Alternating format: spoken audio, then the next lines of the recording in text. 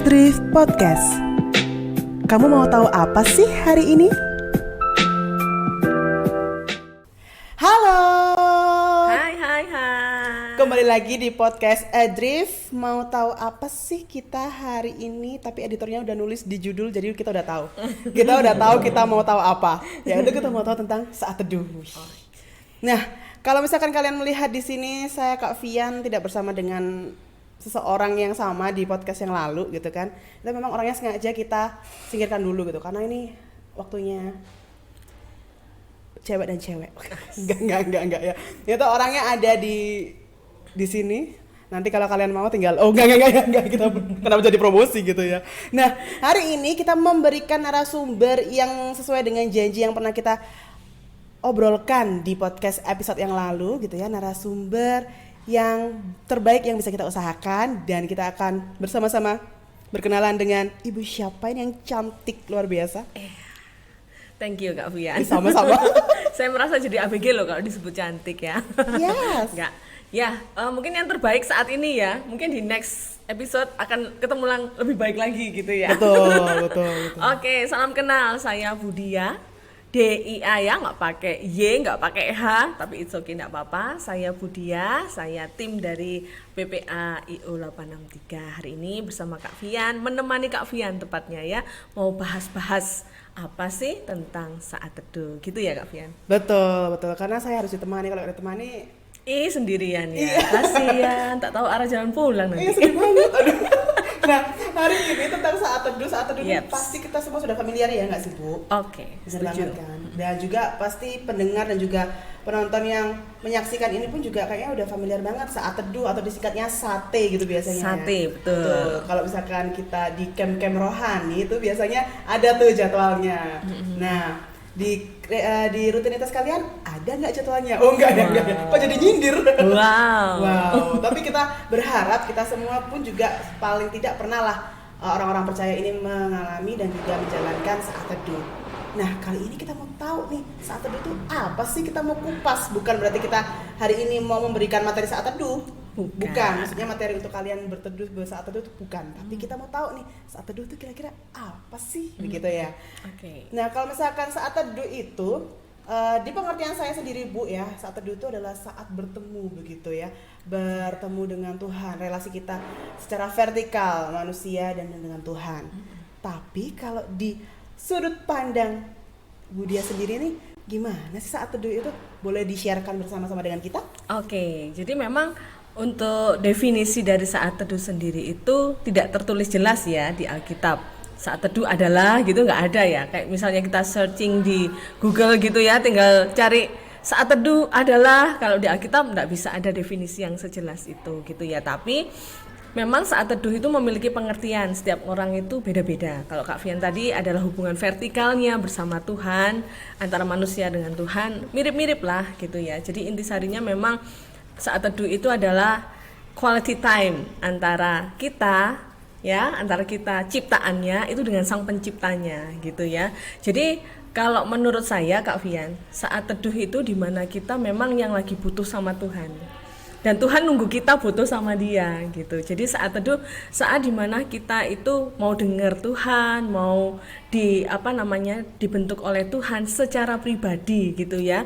Jadi face to face sama Tuhan sendiri gitu. Jadi ya benar-benar harus teduh, harus benar-benar bisa hening sih gitu, karena cuma kita sendiri personnya gitu sama Tuhan. Beda sekali sama kalau ibadah.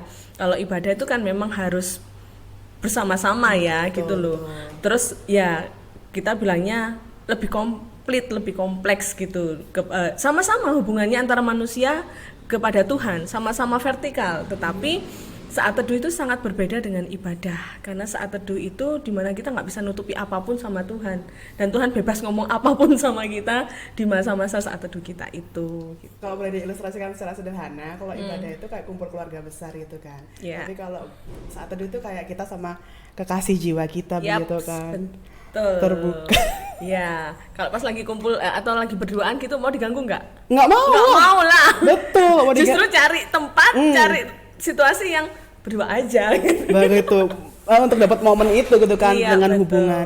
Betul banget. Saat teduh itu ternyata sedalam itu begitu ya. Sedalam. Jadi bukan hanya sekedar kita hanya rutinitas, maksudnya rutinitas itu kayak oh ya ikutin jadwal, oke kita saat teduh nih, kita udah punya aplikasinya saatnya, oke tidak, tapi tentang membangun hubungan itu kalau ilustrasinya anak muda ke pacar begitu Iya, kan. biar lebih dapat chemistry-nya gitu. Betul ya kan. Iya, jadi bukan satu hal yang rutin, bukan satu hal juga yang wajib. Soal wajib dan tidaknya itu ukurannya kita masing-masing ya kak. Oke. Ya kayak tadi ilustrasinya sama sepasang sejoli gitu ya. Semakin kita intens untuk berinteraksi hanya berdua, paling enggak kita punya kualitas saling mengenal gitu ya. Betul. Misalnya Kak Fian mengenal si Doi mengenal Kak Fian. Itu akan lebih punya kualitas gitu. Daripada itu yang misalnya LDR atau daripada yang sengaja skip waktu berdua aja. Senengnya nongkrong sama teman-teman atau nongkrong sama keluarga misalnya. Nggak akan dapat quality-nya gitu. Betul. Jadi kalau misalkan kan kita udah tahu banget nih kalau Allah mencintai kita dan mengenal kita. Betul. Tapi pertanyaannya adalah sejauh mana nih kita mau mengenal gitu kan, sama kayak pacar, masa cuma satu pihak doang begitu kan? Ya. Iya kan sakit. Ya kan, jadi definisinya kayak gitu, sedalam itu teman-teman, dan ini tentang hubungan begitu ya. Dan kira-kira kalau misalkan waktu terbaiknya kita untuk saat teduh itu ada patokannya nggak sih? Kalau menurut Ibu Dia kan ada tuh yang merekomendasikan pagi hari di saat matahari akan terbit itu adalah waktu yang terbaik untuk kita bertemu begitu, atau malah ada yang merekomendasikan di malam hari aja, jadi ketika sebelum kita beristirahat kita bertemu. Kalau dari sudut pandang Budia ini waktu terbaiknya gimana sih, ada patokannya atau gimana? Waktu terbaik itu kalau menurut saya sih Kak Fian itu tidak menentukan jam berapa lama, enggak. Tapi waktu terbaik itu adalah waktu yang benar-benar kita siapin gitu. Karena misalnya gini, proses saat teduh pasti semua punya cerita sendiri ya tentang saat teduhnya gitu. Saya pernah coba saat teduhnya itu malam, aku dapat nih malam. Apalagi ibu-ibu ya, anak-anak kecil dulu waktu punya banyak anaknya masih kecil-kecil ya, anaknya 2 masih kecil-kecil, sulit banget dapat yang pagi. Dapat yang siang udah kelelahan ikut tidur. Nah, dapat yang malam harapannya itu bakalan fresh, enggak ternyata. Karena sudah terlalu lelah. Akhirnya harus nyiapin diri di tengah malam, justru jam 12 malam. Tuh, jadi ke komitmen diri sendiri ya, balik lagi ke pribadi. Terus nyoba pagi. Nah, ritme pagi itu kalau menurut saya itu yang paling sesuai. Yang paling sesuai karena sebelum saya mengerjakan PR yang belum tuntas di hari yang kemarin, pergumulan belum selesai gitu. Tapi Tuhan kasih rahmat itu baru setiap pagi, setiap hari. Maka saya membangun kayak afirmasi diri sendiri bahwa hari itu hari yang baru, sekalipun pergumulannya yang kemarin belum tuntas, tapi hari itu hari yang baru dan aku mau mulai startupnya sama Tuhan gitu. Jadi buat saya lebih efektif di pagi hari gitu. Kalau orang-orang ada juga sih yang sebelum matahari muncul itu sudah bersaat teduh, ada jam 4 pagi itu udah bangun terus cuci muka ambil sikap saat teduh, ada yang begitu. Ada juga yang enggak. Kalau saya pribadi memang harus disiapin paling enggak 30 menit itu di pagi hari. Untuk me time, quality time sama Tuhan gitu. Oke, bedakan ya berarti sengaja meluangkan waktu sama sekedar yang memberikan waktu begitu ya. Yang paling penting itu sengaja meluangkan waktu. Yaps, betul. Betul kan? Betul sekali. Ya, benar, karena waktu itu adalah hal yang terbaik kita bisa berikan kepada Tuhan, karena artinya Tuhan itu kita benar-benar libatkan di dalam langkah hidup kita di hari apapun, tidak terbatas jam apapun ya tadi ya. Betul ya, betul. Jadi waktu terbaik untuk saat teduh adalah ketika kita sengaja meluangkan waktu hanya untuk Tuhan. Iya. Gitu ya. Kalau boleh nambahkan sedikit, kalau di Alkitab ya kita sering baca, kita mungkin juga sering dengar gitu. Yesus sendiri tuh bangunnya pagi-pagi benar. Dia datang kepada Bapaknya, itu bisa jadi definisi dari saat teduh. Bahkan pagi-pagi benar, naik ke gunung ya, kan di zaman dulu itu mungkin tidak punya kamar khusus seperti yang sekarang. Itu naik ke gunung, menjauhkan diri dari murid-muridnya, menjauhkan diri dari orang-orang yang mengasihi dia. Datang kepada Bapaknya, berdoa. Dan kerennya waktu di dalam doanya itu hanya mencari kehendak Allahnya, kehendak Bapaknya. Tuhan, Engkau mau apa dengan diriku hari ini, misalnya kayak gitu. Jadi menyerahkan apa yang mau dikerjakan Yesus itu terlebih dahulu diberikan dulu kepada Bapaknya. Biarlah kehendakmu yang jadi. Jadi mindsetnya Yesus itu mengerjakan apa yang akan dilalui sepanjang hari itu tuh sesuai dengan kehendak Bapaknya. Dan itu ngajar banget sama saya secara pribadi bahwa apapun kita, peranan apapun kita, entah kita yang multitasking atau kita yang cuma punya 1-2 project aja di hidup kita itu, tapi segala sesuatunya itu berasal dari Tuhan, untuk Tuhan, dan bersama Tuhan kita ngerjainnya. Jadi baik banget kalau memang dimulai dari pagi hari gitu ya. Jadi anggap saja inilah resep kapan minum obat gitu ya. Jadi pagi hari. Tetapi kembali lagi di garis bawahi adalah apa sih yang mendorong kita, motivasinya datang kepada Bapa. Seperti Yesus kah yang memang benar-benar jadi kayak prajurit siap tempur, apa nih komandan, siap komandan tapi ngapain gitu, itu datang kepada Bapaknya di pagi hari ketika semuanya fresh. Karena sepanjang hari itu full itu Tuhan akan mengerjakan apa yang Bapaknya mau gitu. Yesus mengerjakan apa yang Bapaknya mau. Jadi menerima komando itu memang lebih baik di pagi hari, di awal kehidupan kita, supaya sepanjang hari itu kita tahu apa yang kita perbuat. Dan kalau malamnya kita mau tambah dengan misalnya kita refleksi pribadi, evaluasi pribadi lagi sama Tuhan, tapi sifatnya itu ucapan syukur. Sifatnya itu kita kembali lihat plus minus kita hari ini dengan apa yang Tuhan kasih tadi pagi itu gimana ya. Nah itu pribadi lagi. Dan semakin kita sering pribadi sama Tuhan, sekalipun itu bukan saat teduhnya kita udah lewat, terus kita nambah malam, it's okay, enggak apa-apa. Bukankah sejoli ini semakin dekat, semakin akrab, semakin seneng ya? Iya, betul. Betul. Iya benar. Jadi ada rasa yang muncul kan, berarti ada rasa dan komitmen gitu, kayak di sebuah hubungan begitu kan. Itu tadi. Betul. Keren banget sih. Ya, jadi ibarat kata dengan kekasih jiwa ya. Jadi bukan dengan atasan atau dengan apa kepada Tuhan. Jadi kayak wajib nih pagi nih kalau aku skip bolong pagi nih kayaknya udah nggak diterima nih, kayaknya pasti nih udah pasti nggak terima, nggak kayak gitu juga gitu ya maksudnya ya. Iya, jadi lebih ke meluangkan waktu itu tadi. Dan memang kalau kita mau berkaca lagi kepada Yesus yang meluangkan waktu di pagi hari itu kayak juga better begitu ya. Jadi kayak ibarat kata kayak laporan gitu kan, misalkan Bapak hari ini aku mau begini nih, sesuai dengan kehendak rancanganmu tidak? Kalau sesuai mohon engkau dapat menemani dan menolong. Nah kalau malam itu evaluasi kayak Tuhan terima kasih hari ini sudah. Jadi benar-benar kayak kita teks ke pacar kita gitu nggak sih? Betul kan Bu? Ya kan? Masa kita aja nggak lupa untuk ngucapin good morning and good night, tapi kepada Bapa, kepada Yesus kita kayak oke, nanti dulu ya. Kita kayak Tuhan sudah tahu kan hari ini, ya yuk jalan juga gitu. Nggak adil banget ya. Iya kan.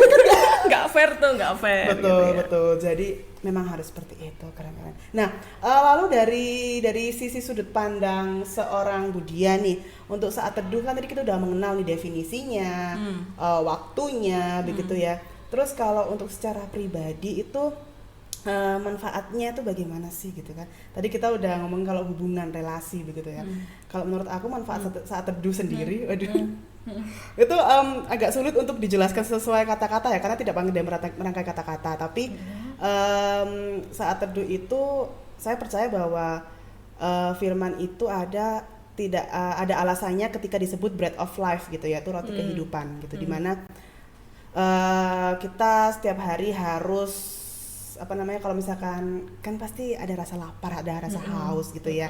Nah, bukan hanya jasmani kita aja, tapi rohani kita juga harus dikenyangkan dengan bread of life itu tadi.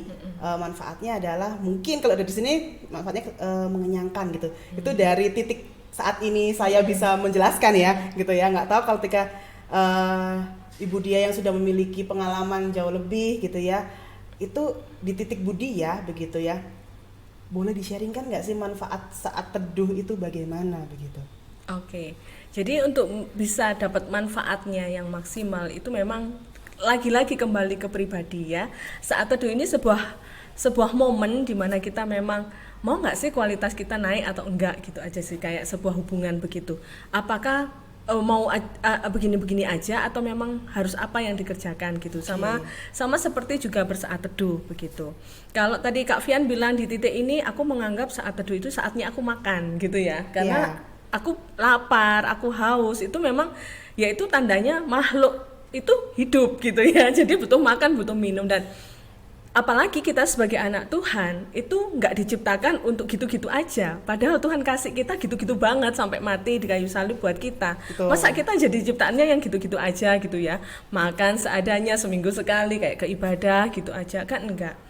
Jadi salah satu ciri orang yang pengen hidupnya berkualitas, salah satunya adalah menganggap firman Tuhan itu roti, makanan yang dia butuhkan supaya dia bisa bertumbuh, berkembang secara imannya. Itu salah satunya manfaat dari kita bersaat teduh. Karena di saat teduh itu kita nggak hanya diem terus nunggu Tuhan ngomong tanpa kita mau buka Alkitab, itu mustahil rasanya ya. Padahal Tuhan ngomongnya tuh ya melalui firman-Nya itu. Salah satunya adalah kalau Kak Fian bilang makan, proses makan roti hidup itu. Nah, kalau buat saya sendiri manfaat dari saat teduh itu di titik ini, itu proses saya untuk membangun diri saya sendiri, Kak Fian. Oke, baik. Gitu. Jadi saya suka sekali untuk mengembangkan, bahkan untuk nularkan bersaat teduh, yuk saat teduh gitu. Saya ada di kelas jadi guru sekolah minggu juga ya, mencoba untuk menjadikan ini sebuah kebiasaan untuk anak-anak juga untuk bersaat teduh, karena manfaatnya besar banget gitu, manfaatnya besar banget. Paling tidak dalam sehari itu kita satu ayat saja tahu firman Tuhan gitu. Tapi kan nggak sebatas kita tahu. Jadi dalam saat teduh yang saat ini saya alami gitu ya, yang saat ini saya alami di dalam saat teduh itu, selain saya bersiap untuk Tuhan maunya apa, kadang Tuhan izinkan tuh kita nggak tahu apa-apa, tapi hari itu tetap terjadi kan. Yes.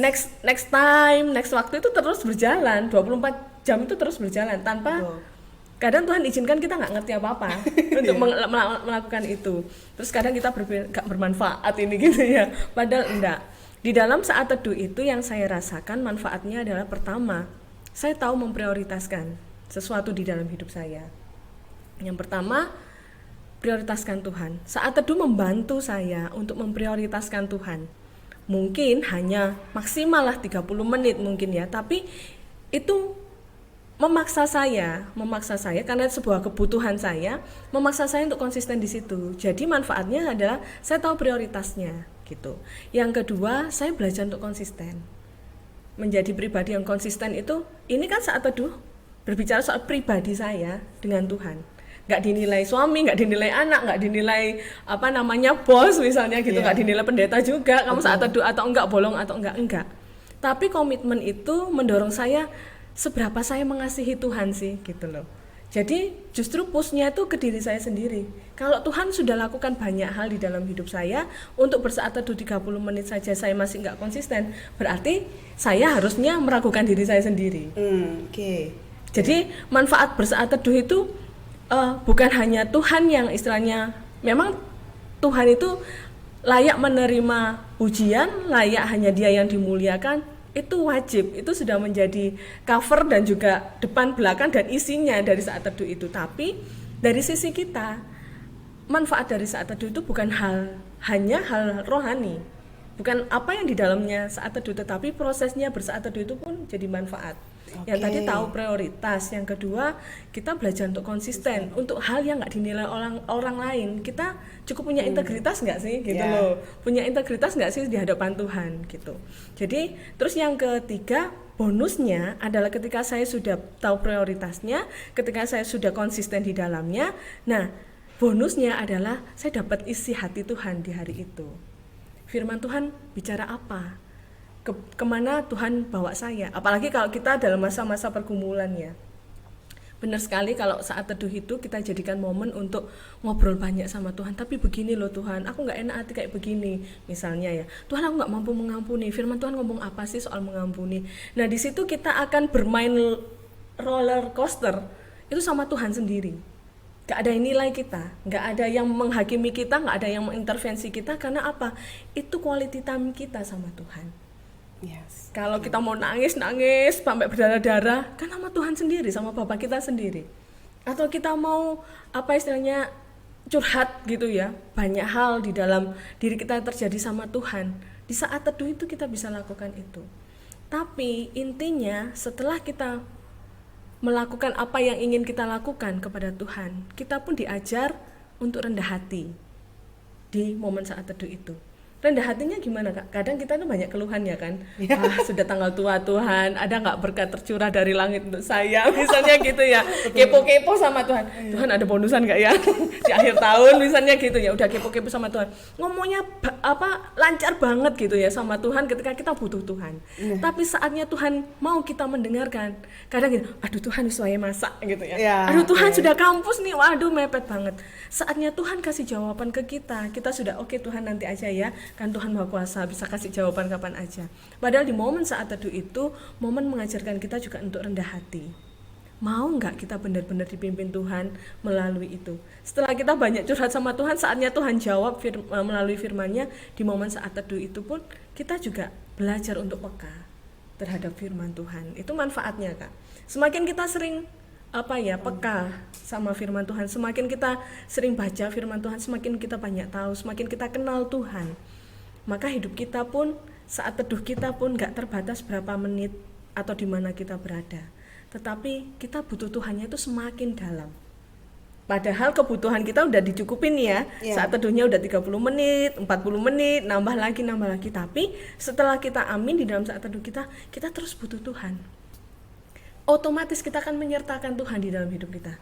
Tuhan firman tadi bilang gini, kok yang kejadian begini, gimana dong Tuhan? Itu akan otomatis kita melibatkan Tuhan dalam hidup kita. Kalau kita sudah benar-benar konsisten, kita benar-benar komitmen dengan saat teduh, dan tentunya dengan langkah-langkah yang benar ya, karena itu udah pribadi banget lah sama Tuhan saat teduhnya gitu. Quality time-nya itu pribadi kita, jadi nggak bisa misalnya dibandingkan Kak Vian, kok nggak keluar dari kamar sudah 30 menit sih, aku 15 menit aja udah selesai gitu ya? Nggak bisa dibandingkan kayak gitu, nggak bisa, karena itu proses pribadi kita sama Tuhan gitu. Betul. Jadi tidak bisa dinilai dari panjang pendeknya waktu begitu ya. Betul. Kadang yang panjang pun itu kita belum tentu beneran fokus selama sepanjang itu, yang pendek pun juga belum tentu itu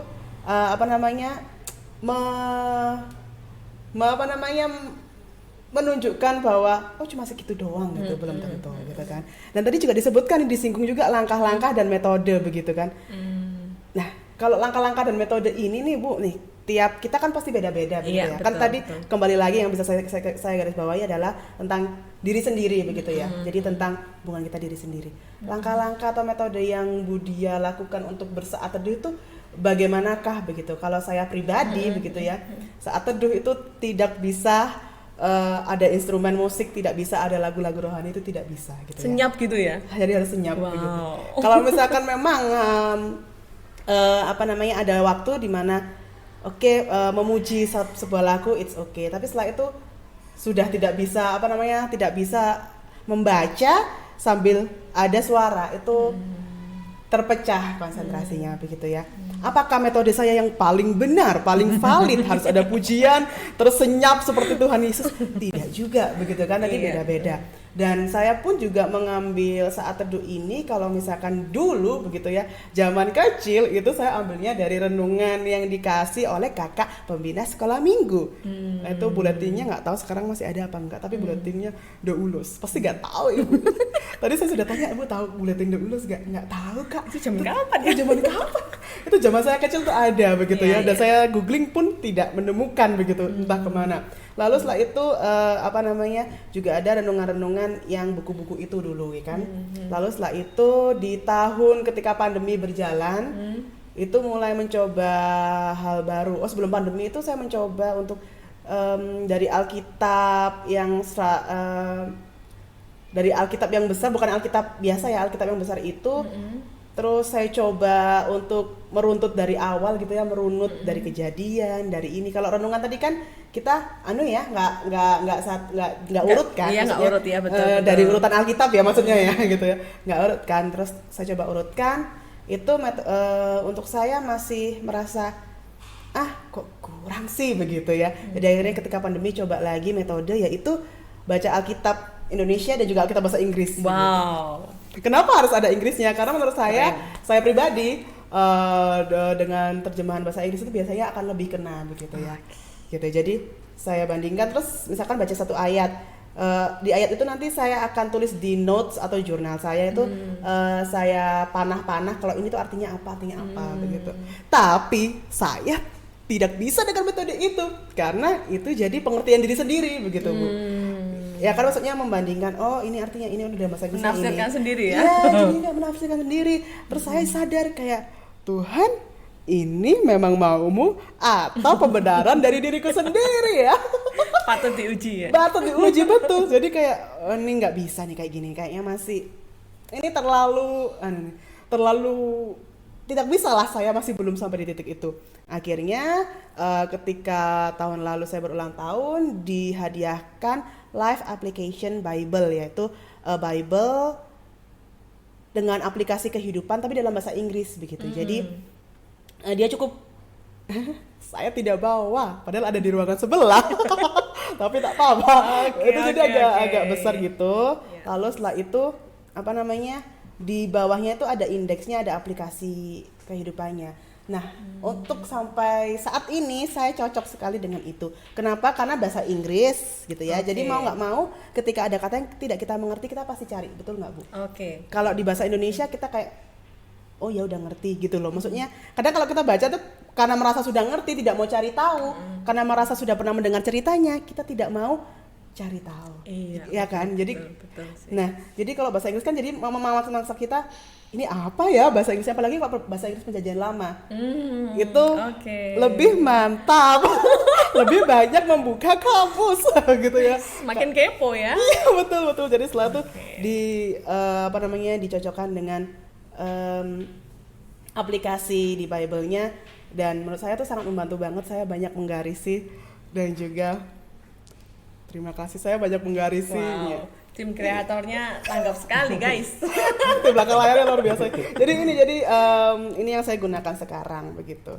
Dan ini adalah doa saya di tahun lalu sebelum ulang tahun tuh, kayak, Tuhan, aku pengen banget punya Alkitab yang ada aplikasi, maksudnya pengaplikasian di kehidupan gitu. Terus saya menemukan juga mirip-mirip kayak ini, dan harganya itu XXX ya? Iya begitu ya. Di titik saya saat itu agak mahal begitu. Terus Tuhan jawab kayak, nih, yuk kita quality time bareng gitu. Jadi betul. Itu metode saya begitu ya. Keren. Itu metode saya. Apakah itu benar atau tidak? Tidak bisa dijawab gitu ya. Sekarang kita mau bertanya dari sudut pandang Budia nih. Kalau metode yang digunakan dan dilakukan oleh Budia, bagaimanakah? Oke, salut banget ya dengan Kak Vian ya. Tapi Anda warga negara Indonesia ya? Saya masih warga negara Indonesia. Happy dan enjoy banget dengan bahasa Inggris. Jadi memang nggak ada bahasa mana yang lebih benar. Termasuk terjemahan Alkitab itu kan sudah banyak versi ya. Yes, mana betul. yang lebih benar? Karena ada yang bilang juga soal terjemahan itu nggak original banget gitu. Karena sudah terjemahkan gitu. Padahal Alkitab itu dibuat supaya kita manusia yang biasa ini gampang memahami maksud Tuhan. Sekalipun tidak boleh salah tafsir. Tadi ya Kak Vian juga takut salah tafsir gitu ya. Titik itu pernah saya alami, pernah saya rasa gitu ya. Saya pernah komitmen di tahun 2020 gitu ya. Saya komitmennya, metodenya mau pakai 1 hari 1 ayat.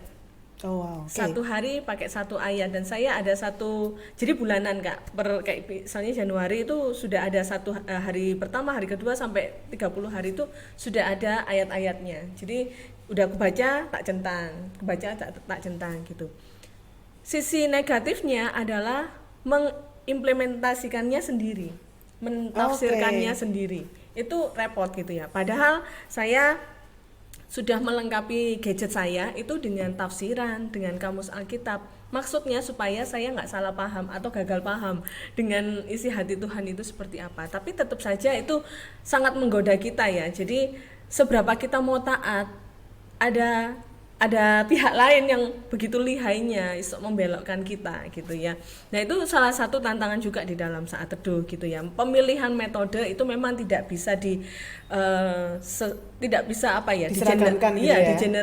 digeneralkan semuanya sama, enggak gitu ya. Kalau tadi Kak Vian metodenya harus senyap gitu ya. Justru kalau saya yang tipe pemikir, senyap itu akan jadi ladang yang subur, tanah yang basah untuk pikiran saya berkeliaran kemana-mana.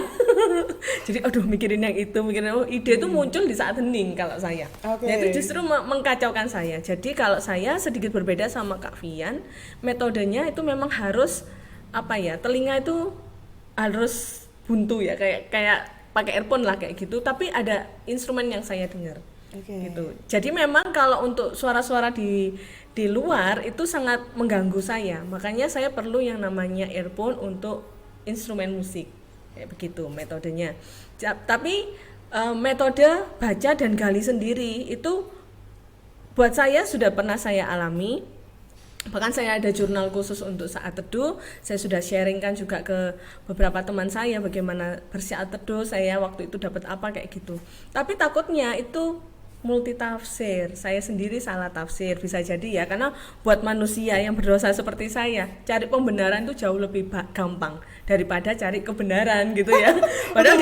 Padahal firman Tuhan katakan carilah kebenaran, bukan pembenaran. Kalau kita mau temukan pembenaran di Alkitab banyak, pembenaran untuk diri kita sendiri itu banyak gitu ya, berbagai sisi. Tapi yang Tuhan mau adalah kebenaran firman-Nya itu seperti apa. Nah, setelah itu saya udah coba tahun 2020, 2021, kemudian akhirnya saya nggak bisa nih, saya nanti tersesat ya dan tak tahu arah jalan pulang, itu bahaya gitu ya, karena kan sendiri kan, kan pertanggungjawabannya sendiri karena saat teduh itu dilakukan sendiri gitu. Nah akhirnya sekarang akhir-akhir ini saya pakai metode, apalagi kita ngomong sama youth ya, kebanyakan harapannya kita membangun youth ya, anak-anak Kristus yang istilahnya di masa muda itu kalian harus ngapain. Salah satunya adalah konsistenlah bersaat teduh. Nah kalian atau kita semua itu sudah gampang sekali dengan gadget ya. Kita semua udah pegang gadget, kita lihat YouTube kita sekarang ini aja lewat gadget. Nah manfaatin itu. Jadi saya sedang memanfaatkan gadget dan juga pakai aplikasi YouTube itu saya manfaatkan gitu.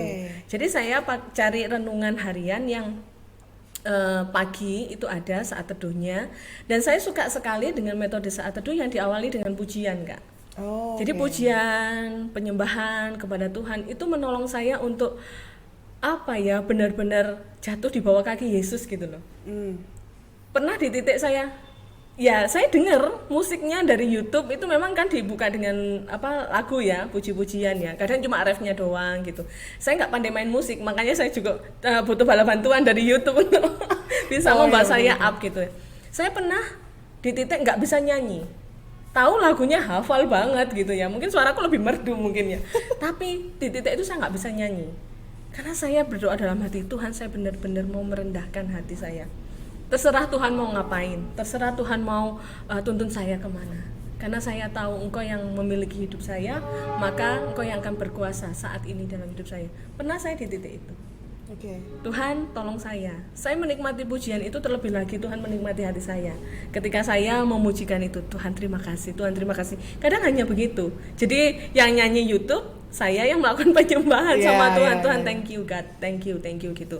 Kemudian firman Tuhan disampaikan oleh hamba Tuhan ya. Dan sebelum saya akhirnya memutuskan pakai channel itu, saya sebelumnya harus lihat dulu, harus benar-benar ngikuti beliau firman Tuhannya, ini ada penyesatan nggak ya?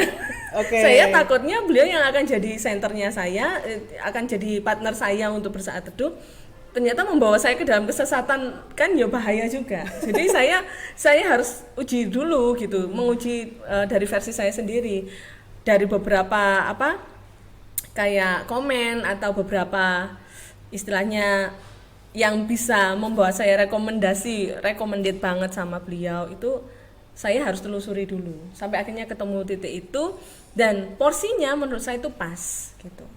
30 menit itu pas buat saya, plus itu doa syafaat. Dan itu setelah di situ saya nggak berhenti, jadi channel udah berhenti, saya cari instrumen aja lagu rohani. Saya mulai mengotak-atik apa yang saya sudah dengar. Mulai saya aplikasikan, Tuhan di titik ini saya begini. Kadang juga nggak nemu apa-apa, enggak apa-apa. Tapi kan di titik itu ada Tuhan kasih taruh kita semakin haus dan lapar sama Dia, ada.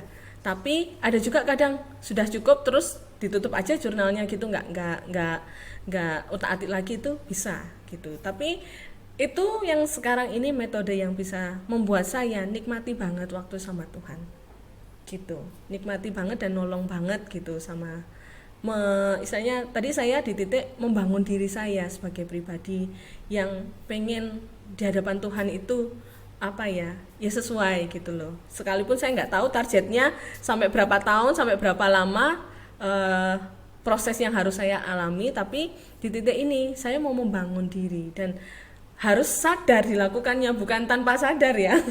Jadi kadang itu kita angin-anginan, lagi beban berat nih, saat teduhnya full banget, atau lagi tiba-tiba padat gitu kan, padat atau habis itu hambar gitu ya, karena kan kadang kita sudah gak keren lagi nih, wah nggak up lagi nih, kadang begitu. Nah, untuk konsisten tuh jauh lebih sulit daripada memulai. Nah, makanya kita perlu metode, dan bisa jadi metodenya gonta-ganti. Yes, setuju. Nggak hanya satu kali aja ya. Betul. Tapi sebenarnya saya tuh penasaran sama Kak Fian. Tadi bilangnya mulai dari sekolah minggu tuh sudah dapat renungan harian. Nah, nggak tahu ingat apa enggak ya. Di masa-masa sekolah minggu tuh gimana renungan hariannya? Caranya berenungan iya. gitu. Oh, itu ketika saya sekolah minggu ya, karena kan diberikan renungan harian gitu. Ya saya baca aja langsung renungan hariannya, terus kan ada pokok doanya, ada bacaan Alkitabnya, ada ininya explanation penjelasannya, itu lalu setelah itu doa kayak begitu. Nah, apakah waktu itu saya langsung mendapatkan kliknya begitu? Tidak gitu. Waktu itu saya rutinitas aja begitu. Nah, ketika beranjak remaja, begitu beranjak pemuda. Pastilah ada titik di mana kita merasa kok kan biasanya udah nggak dapat renungan lagi, kecuali kita sendiri punya inisiatif berlangganan begitu ya, it's good gitu. Tapi kalau ketika kita cuma yang ikut komunitas terus itu nggak dapat langganan lagi dari komunitas itu kan kadang tidak bolong begitu kan. Ya jujur aja it's okay gitu kan, saat teduh akhirnya. Terus setelah itu saya kayak ngerasa ada yang kosong nih gitu, nggak bisa cuman seminggu sekali ketemu Tuhan begitu kan. Lah, akhirnya bersaat teduh, dan ketika saat teduh itu ya nggak setiap hari, maksudnya setiap saat teduh itu emosional gitu. Itu kan tadi dibahas juga begitu kan ya, kadang ketika kita berbeban berat itu emosional, tapi ketika hari kita puji Tuhan biasa gitu ya, biasa tuh maksudnya ya sesuai aja gitu, ya nggak sedang sedih, nggak sedang apa, itu kan kadang ketika kita bersaat teduh kok merasa apa nih Tuhan nggak ada ya, maksudnya kan kadang ada orang yang beranggapan kayak gitu, kok nggak merasa nangis atau kok tidak merasa apa gitu. Itu sebenarnya tidak juga begitu. Justru di titik itu tuh banyak orang yang kayak mulai menganggap enteng saat teduh karena mereka tidak merasakan sesuatu. Teman-teman, hanya karena kalian tidak merasakan bukan berarti hubungan itu berakhir loh. Hanya karena pacar kalian gak ngingetin kalian makan, hanya karena kalian tidak merasa aduh kalau didekan dia kok udah gak didekan lagi ya, itu bukan berarti hubungan kalian tuh berakhir atau cinta itu gak ada, kasih itu gak ada. Teman-teman, justru saat itulah Tuhan mau kita untuk konsisten. Itu titik dimana kita harus buktikan ke diri sendiri kita untuk konsisten. Apapun yang terjadi, walaupun saat itu tuh gak ngerasakan emosional yang kayak ya ampun aku gak sedih, aku gak merasa tersentuh, besok tetap lakukan lagi ya, walaupun mungkin tidak merasa aku kemarin tuh sampai nangis begitu kan. Kadang ada detik kita sampai nangis, kayak ini kena banget nih ya ampun pas. Tapi ada ketika kita coba ini apa sih, aku nggak ngerti deh. Mungkin ketika kalian baca di Perjanjian Lama, ketika 12 suku itu berbagi-bagi tanah, itu mungkin kalian mikir ini apa sih, nggak ngerti, nggak masuk. Aku sedang tidak dalam pembagian tanah. Iya begitu, kayak nggak masuk nih, kayaknya nggak ngerti deh. Tetap baca teman-teman, tetap jalinlah hubungan itu. Seperti itu sih Bu, begitu ya. Tetap konsisten ya. Seperti kayak tadi relasi gitu ya dengan pasangan. Ada hambarnya, ada masa titik bosan, itu enggak boleh istilahnya dihindari, enggak, tapi itu harus dihadapi gitu ya. Kayak misalnya saya sudah keluarga ya, sudah hampir udah 17 tahun gitu ya. Ada masa di titik itu jenuh, ada masa di titik itu bosan, ada masa hubungan itu hambar, ada. Itu alami banget gitu ya. Karena ya itulah manusia selalu punya kehendaknya sendiri gitu kan. Makanya kalau sudah nggak sesuai sama keinginanku, waduh wis enggak lah, sudah basi kadang begitu. Tapi tentang hubungan kita sama Tuhan itu harus memang dibuktikan dengan kesetiaan, harus dibuktikan dengan ketekunan. Sekalipun kita nggak ngerasa apa-apa, bisa jadi kita effortnya yang kurang gitu loh. Karena Tuhan itu selalu konsisten sama kita, dia selalu ada sama kita. Kadang kita yang nakal gitu ya, coba cari tolah-toleh, mana ya yang bikin kita bisa greget lagi ya, mana ya. Sebenarnya sumber hikmat itu semuanya dari Tuhan kan. Maka Tuhan tahu banget kalau kita itu sedang bosan. Tuhan tahu banget kapasitas kita, waduh guys gak bisa ya, apalagi ya. Maka kita punya Tuhan yang bisa menolong kita. Hanya saja kita merasa kita perlu atau enggak, butuh enggak. Jadi kayak misalnya saat teduhnya sudah mulai suam-suam, saat teduhnya sudah mulai angin-anginan, kadang yes, kadang enggak gitu ya, sudah enggak ada gregetnya lagi, enggak impulsif lagi gitu. Tapi kita punya partner yang setia, yaitu Tuhan, yang adalah bagian dari relasi ini. Kita sama Tuhan, kan kita nggak sendirian. Kita sama Tuhan. Kalau Tuhan sudah setia, kadang kita ada terombang-ambingnya, minta aja sama Tuhan. Tuhan tolong saya, beri saya hikmat untuk bisa terus punya konsistensi yang tinggi sama Tuhan. Rekan-rekan muda, kita nggak bisa untuk mempertahankan sesuatu yang mulia, yang kudus itu dengan kita yang berdosa, nggak bisa sama sekali. Ya, saat teduh itu dimana saat Tuhan memproses kita, mengamplas kita menjadi yang murni iman kita di hadapan Tuhan. Gak ada yang lihat, gak ada yang nilai, gak ada yang menghakimi, tetapi kita dituntut untuk punya kualitas yang sangat baik, yang profesional. Kalau orang profesional atau bisnismen ngomong itu kepada Tuhan gitu. Kasihnya Tuhan itu sudah luar biasa sama kita. Kadang kita nilainya itu hanya sebagai sesuatu yang kita dengar begitu saja. Udah kebiasaan Kak dengar Tuhan Yesus setia, udah kebiasaan Kak dengar Tuhan Yesus itu baik, Tuhan Yesus itu penuh kasih, udah biasa. Hal yang biasa itu membuat kita akhirnya melakukan hal yang biasa juga ke Tuhan. Padahal kalau kita mau renungkan lagi gitu ya, mau renungkan lagi, kita mau menghidupi lagi apa yang kita dengar itu, wow, nggak cukup loh. Nggak cukup apa yang sudah kita lakukan, itu pengabdian kita nggak cukup loh untuk bayar luar biasanya Tuhan sama kita. Makanya kalau kita sudah mulai padam rohnya, sudah mulai loyo gitu untuk bersaat teduh, minta saja sama Tuhan hikmat yang dari Tuhan untuk menolong kita, mendorong kita untuk bisa ngerasain Tuhan tuh selalu, setiap saat gitu ya. Sama seperti relasi, anggap saja Kak Fian ini orang yang sangat setia, tetapi pasangannya sudah mulai sudahlah bosen. Tapi Kak Fian tetap setia. Maka salah satu jalurnya untuk bisa mempertahankan hubungan adalah komunikasi. Komunikasinya kepada siapa? Bukan kepada keluarganya, bukan kepada pendetanya, tetapi kepada personalnya. Ya nggak sih? Betul. Kalau kita nih, aku sudah mulai loyo nih ya, Budia sudah mulai loyo gitu ya. Nah, partnerku, istilahnya kekasih hatiku itu dalam bersaat teduh itu Tuhan sendiri. Yesus sendiri yang setia. Ya udah, jalur untuk bisa memperbaiki hubungan yang sudah mulai renggang itu yang diakibatkan oleh saya sendiri, ya kita harus berani dong komunikasi, membuka komunikasi, bahkan harus bisa mengakui aku mulai loyo nih, aku sudah mulai bosen nih, aku sudah mulai banyak padat aktivitas sampai begini. Tuhan pasti ngerti kita, dan mau nggak kita rendah hati ngerti Tuhan gitu. Mau nggak kita rendah hati akhirnya kamu tetap harus kembali ke komitmenmu awal gitu ya, bukan hanya menghabiskan waktu bersama Tuhan, tetapi mengisi waktu itu bersama Tuhan itu dengan apa. Jadi apapun metodenya, kalau itu membuat kita lebih sayang Tuhan, lebih butuh Tuhan, lebih mau kenal Tuhan, lakukan. Ya betul. Gitu, lakukan. Tapi beberapa saat itu kadang kita perlu bantuan orang lain Kak.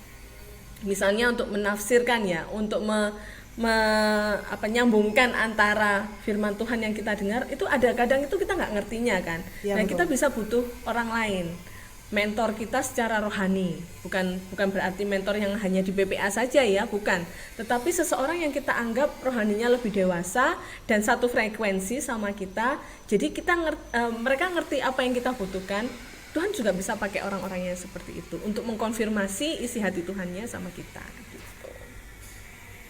Kayak gitu Kak. Ini tiket ya Bim ya. Oke, baik. Tadi kita sudah membicarakan tentang metode dan juga tentang langkah-langkah. Kita sudah berbicara banyak banget dan saya harap teman-teman yang menonton dan mendengarkan juga mendapatkan insight yang baru tentang saat teduh begitu ya. Jadi bisa berkembang, berakar, bertumbuh dan berbuah begitu ya. Imannya seperti itu. Nah, kalau sebelum kita menutup nih Bu ya, boleh nggak diberikan tipsnya atau hal-hal krusial apa nih untuk menekankan bahwa saat teduh pada Tuhan tuh seperti ini nih gitu. Boleh dibagikan dengan kita? Oke, ya jadi bisa jadi tipsnya ini berbicara soal gimana sih supaya kita punya saat teduh gitu ya. Jadi semi closingnya ya, gitu ya. Jadi segala sesuatu tentang saat teduh itu tergantung mindset kita, pribadi lepas pribadi ya. Beda banget saya sama Kak Vian itu beda banget, dan mindset kita itu pasti akan berkembang seiringnya dengan waktu. Karena apa, firman Tuhan sendiri katakan kita itu, Tuhan mau kita itu berakar, bertumbuh dan berbuah. Nggak hanya berakar aja terus nggak bertumbuh, itu juga nggak bermanfaat. Tuhan nggak mau itu. Nggak hanya berakar terus bertumbuh tanpa berbuah, Tuhan pun bisa potong rantingnya kan, potong, karena kita nggak berbuah. Tapi yang Tuhan mau tujuannya adalah dalam hidup kita itu berakar, bertumbuh dan berbuah. Dan dimulai dari mana? Dari diri kita sendiri, memahami betapa dan seberapa Tuhan itu penting di dalam hidup kita. Itu yang menjadi dasar ya. Seberapa Tuhan penting di dalam hidup kita, sampai kita perlu tahu banyak tentang Tuhan, sampai perlu kita bersaat teduh, meluangkan, menyediakan, menyiapkan waktu khusus untuk Tuhan. Itu seberapa perlu. Karena panggilan kita sebagai anak-anak Tuhan bukan untuk jadi orang Kristen, bukan untuk beragama Kristen, tetapi untuk jadi anak-anaknya Tuhan yang kenal Tuhan dan yang hidupnya serupa dengan Tuhan. Makanya kita perlu effort lebih dari sekedar beribadah, lebih dari sekedar mengabdi, tetapi kita hidupnya harus benar-benar konsisten di situ, termasuk untuk saat teduh. Nah, satu tips yang bisa dipakai untuk mengembangkan mindset kita yaitu bahwa Tuhan mengasihi saya. Kasih yang seperti apa yang Tuhan tunjukkan? Pengorbanannya itu loh, mengorbankan dirinya sendiri untuk mati di kayu salib membebaskan saya gitu. Nah, kita bisa nalar lagi nih Kak Vian, ada nggak orang lain, seseorang bahkan yang kita cintai, yang patut kita istilahnya perjuangkan begitu ya? Apakah semaksimal itu dia mencintai kita, mengasihi kita? Apakah sebanding dengan yang Yesus lakukan? Itu yang pertama. Yang kedua, kalau Tuhan nggak mengasihi kita, apa yang terjadi sama saya? Gitu. Jadi itu perlu diotak-atik, kita perlu memikirkan itu, merenungkan itu, sampai kita ketemu, oh iya aku butuh Tuhan, oh iya aku butuh quality time sama Tuhan. Jadi mengikut Tuhan itu perlu kesadaran. Jadi bukan karena kita nggak sadar ya, atau terbawa emosi saja, enggak. Tapi benar-benar kesadaran kita butuh Tuhan. Sama seperti kayak kita butuh makan, itu pasti. Nggak nunggu lapar atau lapar, kita pasti butuh makan ya. Sama seperti sama Tuhan, mau kapanpun waktunya kita pasti butuh Tuhan gitu. Tapi akan lebih baik untuk memiliki kedisiplinan rohani, salah satunya yaitu bersaat teduh. Itu menolong kita untuk konsisten. Butuh Tuhan itu diaplikasikan gitu loh, ditunjukkan gitu loh, bahwa memang kita butuh Tuhan, dan Tuhan bisa berbicara banyak hal ketika kita bersaat teduh. Jadi tips yang pertama, benahi dulu mindset kita, benahi dulu pemikiran kita ya. Butuh atau tidak itu tergantung kita sendiri. Tuhan sudah lakukan banyak hal untuk kita, orang yang berdosa, yang gak layak ini. Nah, kira-kira kita kan butuh Tuhan terus atau enggak? Nah, itu tergantung kita sendiri ya. Nggak bicara, belum bicara soal pengabdian, belum bicara soal tujuan Tuhan di dalam hidupmu, itu luas banget. Tetapi harus diperkecil dulu sudutnya, kamu butuh Tuhan atau tidak. Nah, kalau kamu butuh Tuhan, apa next yang harus kamu lakukan? Nah, tips berikutnya adalah jadikan saat teduh itu momen yang biasa diciptakan, sengaja diciptakan. Jadi momen yang sengaja diciptakan, kayak kita tadi dengan pasangan, sengaja bilang good morning, darling atau good morning babe kayak gitu ya. Itu sesuatu yang dipaksakan, yang disengajakan untuk dilakukan. Itu akan menjadinya kebiasaan. Nah, tips yang ini bisa pakai yang namanya, kalau rekan-rekan muda suka dengan planner ya, itu ada yang namanya habit tracker. Jadi apakah hari ini aku bisa sesuai dengan targetku, misalnya punya target 30 hari nggak bolong saat teduhnya. Nah itu dibuat aja habit trackernya. Nah setelah itu kalian bisa centang waktu-waktu yang bisa sudah kalian lolos gitu ya. Dan tips yang terakhir adalah jangan lupa mengapresiasi diri kalian sendiri. Saya sendiri tahu bahwa bersaat teduh itu sulit banget untuk konsistennya. Yes. Maka kalau kita sudah bisa konsisten, anggap saja 10 hari tanpa bolong, atau terlalu jauh range-nya ya 5 hari tanpa bolong. Jangan lupa mengapresiasi diri sendiri. Dan apresiasi yang kalian berikan itu salah satu bentuk ucapan syukur kalian bahwa Tuhan 5 hari aku konsisten. Oh Tuhan 10 hari aku konsisten. Up dan next Tuhan akan kasih tambah lagi. Setialah pada perkara yang kecil, hal-hal yang sederhana, maka Tuhan akan tambahkan jauh yang lebih besar, yang nggak pernah kita pikirkan, nggak pernah kita dengar, nggak pernah kita lihat, tapi Tuhan tambahkan itu.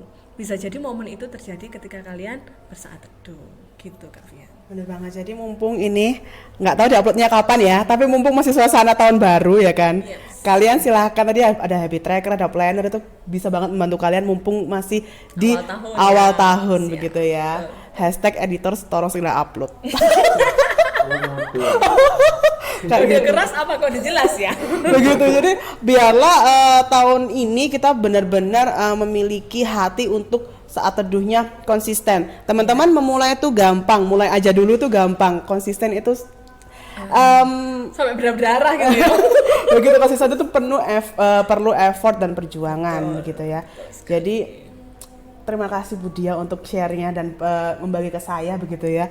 Apakah ada yang mau disampaikan ke teman-teman lagi atau ke saya, mungkin sepatah dua patah kata terakhir? Ya, mungkin ada satu ayat di dalam firman Tuhan itu, mungkin nanti bisa di-searching sendiri ya. Okay. Dengan apakah orang muda mempertahankan hidupnya? Dengan hidup takut akan Tuhan. Udah. Jadi gunakan masa muda kalian itu hidup takut akan Tuhan. Gimana caranya takut akan Tuhan? Kalian akan kenal Tuhan boleh dan tidaknya itu melalui firman-Nya. Dan kalian kalau pengen kenal Tuhan lebih dalam dan lebih pribadi, lebih punya kualitas, bersaat teduhlah mulai dari sekarang. Itu ya. Jadi supaya masa mudamu nggak sia-sia dan nanti masa tuamu kamu sudah banyak memberkati orang lain gitu. Jadi berakar, bertumbuh, berbuah itu butuh proses, butuh pengorbanan, butuh konsistensi. Tapi mulai aja dulu.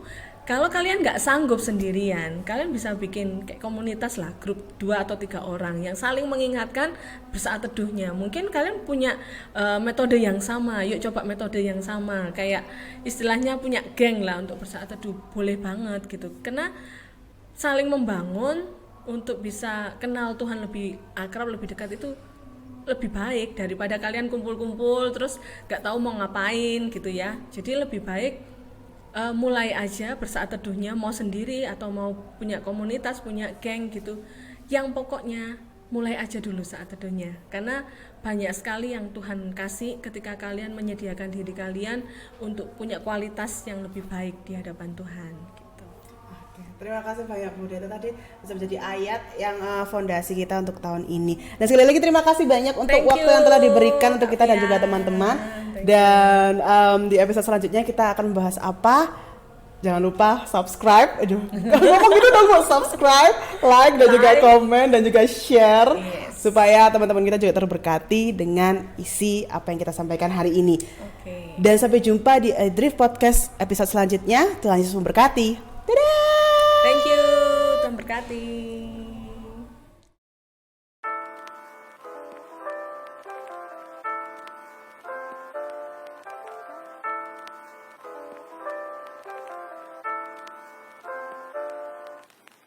you